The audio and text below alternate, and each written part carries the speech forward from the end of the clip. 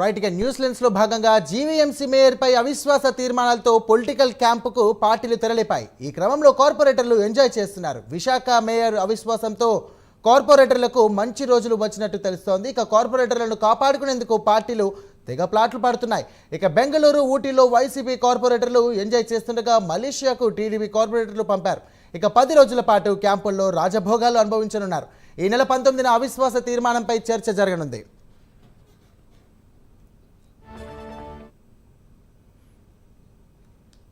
Right, దీనికి సంబంధించినటువంటి మరిన్ని డీటెయిల్స్. ఇక జీవీఎంసీ మేయర్ పై అవిశ్వాస తీర్మానాలతో పొలిటికల్ క్యాంపులకు పార్టీలు తెరలేపాయి. ఈ క్రమంలో కార్పొరేటర్లు ఎంజాయ్ చేస్తున్నారు. విశాఖ మేయర్ అవిశ్వాసంతో కార్పొరేటర్లకు మంచి రోజులు వచ్చినట్లు తెలుస్తోంది. ఇక కార్పొరేటర్లను కాపాడుకునేందుకు పార్టీలు తెగపాట్లు పడుతున్నారు. ఇక బెంగళూరు, ఊటీలో వైసీపీ కార్పొరేటర్లు ఎంజాయ్ చేస్తుండగా మలేషియాకు టీడీపీ కార్పొరేటర్లు పంపారు. ఇక 10 రోజుల పాటు క్యాంపుల్లో రాజభోగాలు అనుభవించనున్నారు. ఈ నెల 19న అవిశ్వాస తీర్మానంపై చర్చ జరగనుంది. ఇక దీనికి సంబంధించినటువంటి మరిన్ని details deputy input editor Vasu అందిస్తారు. వాసు,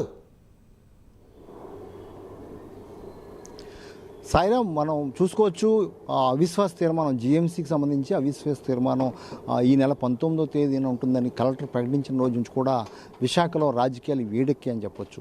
ఎందుకంటే ఇప్పటికి వైసీపీ పీఠం, మేయర్ పీఠం వైసీపీకి అనుకూలంగా ఉంది. వైసీపీ అభ్యర్థి హారిణి కుమారి మేయర్గా కొనసాగుతున్నారు. కాకపోతే కూటమి ప్రభుత్వం మారాక రాష్ట్ర వ్యాప్తంగా కూడా చాలా కార్పొరేషన్లోనూ లేకపోతే మున్సిపాలిటీలో కూడా మేయర్ పీఠాలని మార్చడం జరిగింది. అందులో భాగంగా ఏపీ రాష్ట్రంలోని అతిపెద్ద కార్పొరేషన్ జీఎంసీని చేజిక్చుకోవాలని కూటమి ఎప్పటి నుంచో కూడా కూటమి ప్రభుత్వం వచ్చిన నాటి నుంచి కూడా ప్రయత్నాలు చేస్తుంది. అయితే దాన్ని అడ్డుకునే ప్రయత్నం వైసీపీ కూడా చేస్తుంది. ఎందుకంటే వైసీపీకి పూర్తి స్థాయి బలం ఉంది. ఈ నేపథ్యంలో ఈ నెల 19వ తేదీన అవిశ్వాస తీర్మానం ప్రకటించడం జరిగింది. దీంతో నుంచి టీడీపీలోకి అయితేనే జనసేనలోకి అయితేనే చాలామంది చేరారు, ఇంకా చేరబోతున్నారు. ఇది దృష్టిలో పెట్టుకున్నటువంటి పూర్తి మెజారిటీ బలం ఉన్నటువంటి వైసీపీ వీక్ అయ్యే పరిస్థితి ఉంది. దీన్ని దృష్టిలో పెట్టుకుని వైసీపీ గత కొన్ని రోజుల క్రితమే బెంగళూరు అయితేనే లేకపోతే ఊటీ అయితేనే వాళ్ళ కార్పొరేటర్లని రాజకీయ క్యాంపులకు తరలించేసింది. ఈ నేపథ్యంలో రాత్రి టీడీపీ కూడా తమకు సంబంధించినటువంటి 26 మంది కార్పొరేటర్లను కూడా మొత్తం రాత్రి మలేషియాకి తరలించింది. వాళ్ళేమో వేరే రాష్ట్రానికి తరలించారు, వీళ్ళేమో దేశానికి తరలించారు. ఇంకో 10 రోజులు మొత్తం ఈ తతంగం అంతా నడవంది. ఈ 10 రోజులు కూడా కార్పొరేట్లు అందరూ కూడా చాలా సరదాగా ఎంజాయ్ చేసే విధంగా వాళ్ళందరూ కూడా వివిధ టూర్లు తీసుకెళ్లే విధంగా వీళ్ళు ప్లాన్ చేశారు. వీళ్ళందరూ రాత్రి కార్పొరేటర్లో టీడీపీ చెందినటువంటి 26 మంది కార్పొరేటర్లు అయితే మలేషియాకి వెళ్ళడం జరిగింది.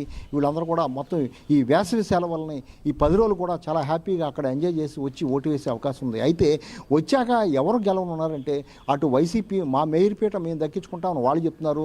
లేదు, మేయర్ పీఠం మాదే అని రాత్రి వెళ్ళినటువంటి కార్పొరేటర్లు చాలామంది కూడా మాట్లాడటం జరిగింది. వాళ్ళు చెప్పేది మేయర్ పీఠం మాదే, మేయర్ పీలా శ్రీనివాస్ కూడా మేము డిసైడ్ చేసేసుకున్నాం, అతనే మేయర్. రాగానే వైసీపీ నుంచి కూడా చాలామంది మార్పు చెందుతున్నారు.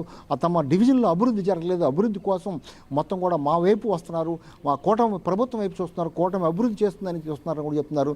వాళ్ళు చెప్పినట్టుగానే చాలామంది కూడా ఆ క్యాంప్కి వెళ్ళినటువంటి 34 మందిలో కూడా చాలామంది కూడా ఇటు కూటమి వైపే మొగ్గు చూపే అవకాశం ఉంది. వచ్చాక కూడా ఓట్లు వేస్తారని వీళ్ళు చెప్పే పరిస్థితి కనిపిస్తుంది. మొత్తానికి పోటాపోటీగా ఈ స్థాయి అటు మాజీ మంత్రి బొత్స సత్యనారాయణ అయితేనే, ఇటు కన్నబాబు మాజీ మంత్రి కన్నబాబు అయితేనే, వీళ్ళందరూ కూడా వైసీపీ ఎట్టి పరిస్థితులు కూడా పీఠం వదులుకోకూడదు వాళ్ళు రాజకీయం చేస్తున్నారు.